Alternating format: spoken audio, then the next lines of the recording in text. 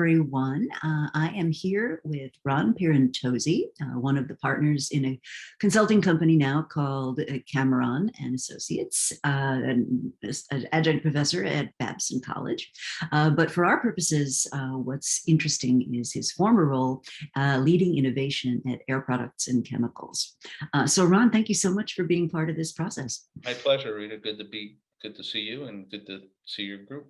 Absolutely. So maybe start off just with, who's Ron? What's his background? How did you get to Air Products in the first place? So as Rita mentioned, I come from the chemical industry. I'm a chemist by training. I spent, as I call my formative years as a research scientist, and then became a technology director, and then ran new business development and innovation at Air Products till I decided to leave in 2007. And from that point on, I've been teaching, consulting, working with startups and large global companies, implementing tools and approaches to dealing with transformational growth and dealing with uncertainty. That's fantastic. So you were one of the very first companies, Air Products was this, to adopt discovery-driven planning on a big scale. And as I recall, you went about it pretty methodically, like building out the tools and the framework and understanding what the common language was. And maybe take us through the phases of that, because I know it took a while. Yeah, it took quite a while. And the way we did it was, well, it started with kind of our innovation group that I was running. And I sent a few folks to Wharton at the time, where you and Ian McMillan and Alex Van Putten were teaching the class on discovery-driven planning. And then they came back. It was, I think, 3 folks went to the class. And then we began to pilot it in various projects. And once we started to see kind of the power of understanding, our uncertainties going into a project, we then started to roll out training, and we selected projects for training programs. And all the training was done with real projects, no case studies, nothing but things that made sense. So everybody that came into the training program had kind of skin in the game, if you will. It was their project and they had to make it work, and we had management buy-in for that. And then we slowly moved it from the innovation group to more of the R&D projects, to the marketing groups, and began to get really high-level buy-in across the corporation, with one of the strong advocates being the CFO. Since there's a lot of Paul Huck at the time was the CFO of Air Products, and what that did was allowed us to use discovery-driven planning as kind of the financial go-by, if you will, instead of getting into detailed financial analysis. And Paul really grasped this concepts of options and options thinking and spend a little to learn kind of concept. And so that really helped us expand it pretty broadly. And it, for a long time, it became kind of the go-to methodology for any new opportunity. But you didn't start it with a top-down mandate. No, we didn't. The top-down mandate we had was really around finding new growth opportunities. Mm-hmm. So that was actually the top-down mandate. We were left to the idea of, how do you assess new opportunities? How do you deal with them? And it was left up to us, me, to bring in the tools. And you quickly realize things like traditional stage gate processes, traditional project management doesn't work, because we're not going to put together class 1 capital expense authorization on an idea. Right. It doesn't work. And so we had to deal with how do we deal things that are really unknown. And at the time, when you think about it, it was around 2001, 2002. We were dealing with things like the advent of flexible displays and the materials for that, electronic coatings that make windows go dark and light. There were a whole lot of new technologies that the world was trying to discover, let alone turn into products. Mm-hmm. And so the level of unknowns were pretty high. Mm-hmm. And so we had to find ways to deal with the unknowns. And so we started to scour academic literature, read books, do all the normal things you would do as a scientist, right? As a scientist, that's the only way I knew how to do it. And that's when we started to bring in experts to kind of teach us what to do and how to do it. Yeah, and you talked about building out the tool set, kind of step by step, creating the tools that were appropriate to these high uncertainty situations, of which discovery driven planning was one, but there were many others that you used as well. Yeah, there were a lot of others. We focused a lot on work by of course, you and your group at Wharton at the time, and as well as Gina O'Connor at RPI, who's now my colleague at Babson, on the earlier stages of how do you identify unknowns and disruptive technology. We did a lot of strategy work with people like Gary Hamill, and others, and kind of incorporated, what I might call best practices approach to us. When do what do you use? How do you do it? Where do you go? We did a lot of work with Dan Adams, at the Advanced Innovation and Marketing Group. And Dan taught us how to go out and identify customer needs in a B2B market. Mhm. B2C, a lot, there's a lot of tools out there, books upon books and courses upon courses are developed for it. But in B2B, it's a lot different because you're really focused on, data. You're focused on what are the customers really trying to accomplish. If I provide a product in this part of their supply chain, what do I do to the rest of it, kind of thing. And so Dan gave us that tool. So we started to incorporate this into kind of a process for how do you lay out the assumptions, where do you go out and how do you go out and test them. And a lot of times they're early stages. It's all about markets and Mhm. customers and what they're trying to get done. So, in that early negotiation around finding growth opportunities, how was the budget set up? It was interesting because we never really had a big pile of money. The budget was set up that I had exploratory money and I had a pretty good link to what was then the corporate R&D group. So we worked very closely with the technology organization to do any of the R&D. My team did all the early marketing work. So it was around identifying the market, putting together the case to do something, and then identify, sit down with the scientists, say, what are the technology hurdles, what's going to go on here?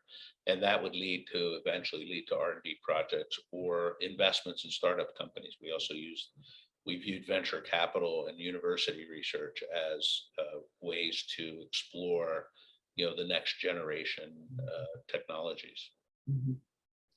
So, pretty small budget, but lots of ties elsewhere in the Yeah, organization. lots of ties elsewhere, and the ability to work with senior management. We had an innovation board. We called it the growth board, which was there to supply resources and budget when we needed. So we would present and debate how much money we need, and that was where someone like Paul Huck, CFO, was really good. I can remember a meeting presenting an investment we wanted to do, and every investment we did at a startup company, we also had R&D projects coincided with it as joint development. And we laid out the plan to Paul and said, here's what we need to spend in the next 4 months. And he said, so what you're telling me, I can remember the conversation as though it were yesterday. He said, what you're telling me is my downside is X. He said, and at the end of that, you're gonna have more information to tell me whether I should invest more. He goes, I'm all in.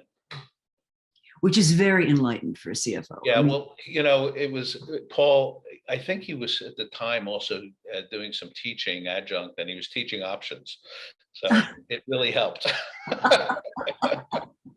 So yeah, having the CFO as a champion is really helpful, Mhm. Mhm. because oftentimes how you do make financial decisions and budget decisions drive the culture in a company, right? They do. Oh, they do. So, one of the things we talk about a lot is aligning your strategy, which, when it's done right, that's pulling you into the future. Right, Your budgeting, as we've just discussed, which often is an anchor to the past. right. Your project governance, which is usually, in most companies I work with, it's a hot mess. It's like you pick the lid up off it, and it's like the Yeah. CEO's pet bunny from 4 CEOs ago. And then how people get compensated, or what they feel is going to get them ahead. And all those things are typically wildly out of alignment. Yeah, one of the problems with project management today is that everybody keeps trying to codify one project management tool to fit everything. And that still continues, whether it's stage gate, whether it's DDP.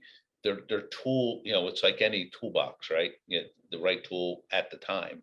Mhm. And there's timing for this. You go back to the work of Gina O'Connor on the learning plan. She and I co-authored a paper in 2008. That's very early stage. It's kind of like, I'm not sure what market. I have an idea for a novel technology. I don't know where exactly it fits, and I'm not even sure how the technology is going to pan out. So it's Mhm. kind of a whole pile of uncertainties. And then you get to DDP, which is, okay, now I have an idea where it fits. Now can I make money doing this? Mhm. And what's it going to cost me to get there? And once you get through that and turn things into facts, then you got stage gate, which is a methodical way to make sure you execute all the, cross the T's, dot the I's kind of thing. And then you have capital management, which is, how do I spend $100 million and make money? Mhm. And so, it's not one tool. And this is where, when you talk about implementation in a company where there's a lot of coaching, I probably spend most of my time these days coaching both senior managers and project teams on what to do at different stages of the evolution of a project, and where you use certain tools. Mhm. And it takes a lot of coaching to do that. Mhm. And that's why, when we talk about our Air Products experience together, you guys were in there, there were times I didn't even know you were in town. And It's true. and people come, hey, I had a great meeting with Rita and Mac, and I'm like, really? I said, so I'll get the bill next week. Is that what you're telling me? It was that kind of thing. And that's the way it has to happen. You're really a coach on the projects. Mhm. In terms of alignment with the strategy, we use this thing called domains, which we structured around, you have your existing domains, which are the things you're making money, the core of your business today. But then you have areas that you need to identify, which are my target domains for the future growth. And unless you have a commitment to invest in those target domains over a period of time, depending on what industry you're in, right? In social media, it might be 3 nanoseconds. In energy, it might be 10 years. And so, what are the growth domains, and how are you going to start populating that with ideas? So it requires that whole process of idea generation, unknowns, and again, structuring that and having commitment to that at the top. You don't have to worry so much about how you're going to govern it, although that's important, but it's around, we're going to commit to entering these domains, whether it's an alternative energy domain or we're going to digitize everything we do. And how did you get that commitment? Because I see so many companies struggling with, We, we have to deliver something in an 18-month time horizon, and yeah, it, that kind of thing. it's extremely difficult, and I'm not sure we ever had complete commitment for some of the things we were doing. We had commitment on certain aspects of it, and in today, as I said, when we're working, we're spending a lot of time talking about and helping companies articulate their domains and what they mean, and at least getting some buy-in from the C-suite level to say, look, this is where we're going to invest, whether it's R&D dollars, innovation dollars, business development, whatever you want to call it. This is where we have to invest the money. And you're starting to see now I'm starting to see more and more companies think this way. Mm. And you Okay. see progress. Yes, I think there's real progress. Whether they're investing behind it, we'll see. But you go to companies, there's public domain information out there. And if you go to places like Grundfos in Denmark, they've done a really nice job of articulating things like clean water, as they make pumps for the water industry. They make hydraulic pumps. And so they have a clean water domain that they start to populate with ideas and opportunities. And that's kind of what companies need to do, envision your future and then work your way backwards Mhm. and say, now I can populate the opportunities. And then from there, how do you manage those opportunities? Well, it's not like, oh, I see this opportunity to invest in this business, so let's throw $100 million at it. No, not quite. And so that's where you start thinking about this options mentality. If I spend a little to learn, that gives me the right to the next expenditure, but not the obligation to do it. And Exactly. so in these domain strategies that we develop with companies and work on, you start, a lot of things that you start with are not there halfway, a year from now. Mhm. But there's a lot of new things that come in, and your goal is, is you're playing an options game. Some will pay off, some won't, and you try to build into a goal that says I got to reach a certain target. So we've actually framed the domains as well as saying you want to get to the framing of $100 million, 200, 500, depending on the size of the company. Mhm. If you're $120 billion company, your domain future better be pretty large. Exactly.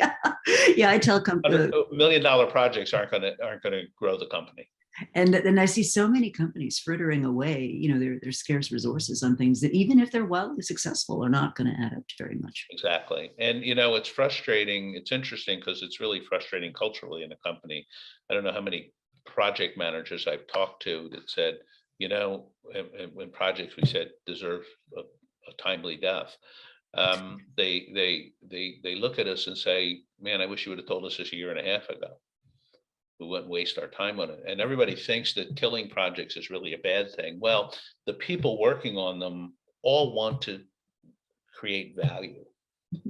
So if you find a way to exit a project early so they can do something more valuable with their time, they actually appreciate it. Mhm. Now you have the whole social context, and part of the problem in big companies in particular, we love to assign big teams to do things. Yeah. And that's why, when I was with Air Products, we said, we're not going to assign a team to do anything until we get through a couple of steps of learning that say, here's what we need. And so it's much easier at that point to exit a project because you haven't built an enormous team behind it. So you don't have the social implication of, all right, guys, I know I put 20 of you on this project, you got to go find something else to do. Right. Right. Yeah. I mean, that's one of the hardest things to do. Finding time So for one person's not as hard. exactly. So, based on your experience, what are the biggest watch outs that people learning this need to be aware of? The biggest watch outs for it is one of the biggest ones we always face is as you get into piloting things like discovery driven planning or learning plan, or whatever the methodology is you're bringing in for growth in the future, is it's not in addition to the work you're doing today.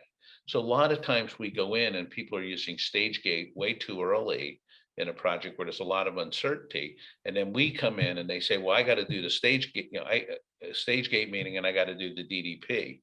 And so what everybody sees it as is I just doubled down on your workload that's already, you're already struggling to meet. And so you need to, with senior management, say, the projects you're going to pilot, this is now their work.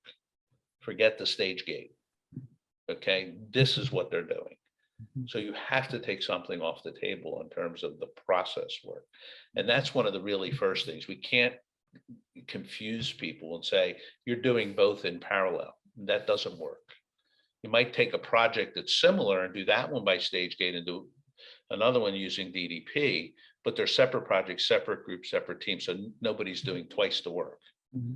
Okay, so that's one of the first things. The other is getting senior leaders to really articulate this idea of domains and growth. Where do you want to go in the future? Right? There's that classic strategy statement from Alice in Wonderland. If you don't know where you're going, it really doesn't matter what path you take. So if you want to take a path around dealing with uncertainty, then you better know where you're headed. And you want to narrow it into this domain. I remember when, back in the early 2000s, which seems like yesterday, we talked about bringing ideas from anywhere. All ideas were in play. I don't think that's totally true. Our experience has been you got to define the box you're willing to play in. And we call that a domain. And once you have that strategy, then we can deal with the idea of bringing in the opportunities, assessing the opportunities, working with small investments. And even when you do, venture capital investing, if you go into corporate venture capital websites, you'll see that they actually have targeted domains. They don't call them that necessarily, but they talk about, we're interested in these areas and these investments, so send us your business plans, right? But that's essentially what they're saying. And so you need to have that kind of box, because nobody has unlimited resources.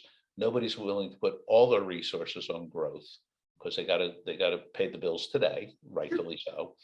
And so you need to have a target and say where you're going. And then you have to have some way to balance your portfolio. As you've talked about for a long time, I still remember the plot with all the bubbles in the corner, in the lower right-hand corner. I could see that in my sleep sometimes when I first saw it from you. And that's not the right portfolio, nor is all the bubbles on the top right-hand corner where everything's uncertain. That's a recipe for disaster. Exactly. Okay. And so what is the right balance for my company? And that's a senior management decision. That's not somebody at the middle management levels. And so you have to coach. A lot of it deals with not just training, but coaching senior management to say, what's the message you're sending to people? Mm-hmm. Where do you want to invest in the future? Mm-hmm. And so that's kind of the three things we see that make implementation both difficult and, when it works, easy. And it's really easy. So I know you've got a hard stop in about 5 minutes. Could you spend just a couple of minutes on the Instant Ink case? On the what? The Instant Ink, e-ink. Yeah, e-ink, sorry. E-ink, yeah. Way back when, Air Products did an investment in e-ink. And if you go back and think about it, what e-ink was an investment in a flexible display market. It was this particular kind of display that was going to be flexible, black and white, very little power, et cetera. Air Products had a lot of materials for that that could supply into that market. So what our electronics team did is they invested in e-ink. They took materials from our chemicals group and said, we're going to see if we can apply them to things like the adhesives, to the actual display materials. And we said we did the equity investment, small equity position, very late in the ink's lifespan. And then we put one of our R&D guys in the e-ink laboratories, and we had a joint development agreement. So every time we did an equity investment, we would require a joint development agreement to say, what is our strategic objective? So our strategic objective was not to be a flexible display manufacturer. It was to be a supplier to that market. E-ink was creating not just technology, but a market. And eventually e-ink became Amazon Kindle, right? And e-ink got bought by Flextronics, but Air Products still had a significant supply position as a result of that work. And that was kind of the strategy in general we always had, which was, if you think about it in terms of, the opportunity engineering approach, where you have multiple buckets of value. You have an NPV value, which is kind of, if I finish and do this project, I get X. What e-ink was for Air Products was opportunity value, which is option value. We made the investment. Okay, we had no idea who was going to buy them or what they were going to do, if they were going to go public, whatever. But we had an opportunity value in the materials for these displays that would go beyond e-ink if it became a more ubiquitous type of display. And that was all option value. And it was it ended up being a very profitable product for us in the long run. E-ink got sold, and we just sold materials that became, and we did that in a lot of different equity investments. We did it in a whole bunch. And so it's kind of the idea behind, if I'm going to enter a new domain, venture capital investing is one way to do it. Right. Intel, I think, still does this with their venture capital. They used to invest not necessarily in technologies, but in markets that we use their chips. Mm-hmm. So they were creating opportunity value, option value for themselves. And then you had abandonment value there if you wanted to sell off the 5 cents on the dollar or something. Mm-hmm. If it didn't work out for you. Yeah. If you found that the strategies wasn't going to work, it didn't fit your strategic objective. So that's kind of how you think about it. And it's all assumption based, all DDP, in that option space. Well, thank you so much for joining us, being willing to chip in with the course. Any last thoughts for our learners? No, it's, it's a journey like any other journey. And you need to start with some, I always say, willing or complicit managers. You may have to, as a leader in a company, if you're going to bring this into the company, you're going to have to co-opt some senior leaders to help you get started and pilot it. And don't tell anybody until you have a pilot that works. Stealth mode. I always think of that. Always in the stealth mode, right? Always the classic example of skunk works, even on the process side. Great. Well, Ron Pierantozzi, it has been a pleasure. Thank you so much. Thanks, Rita. And, to be continued.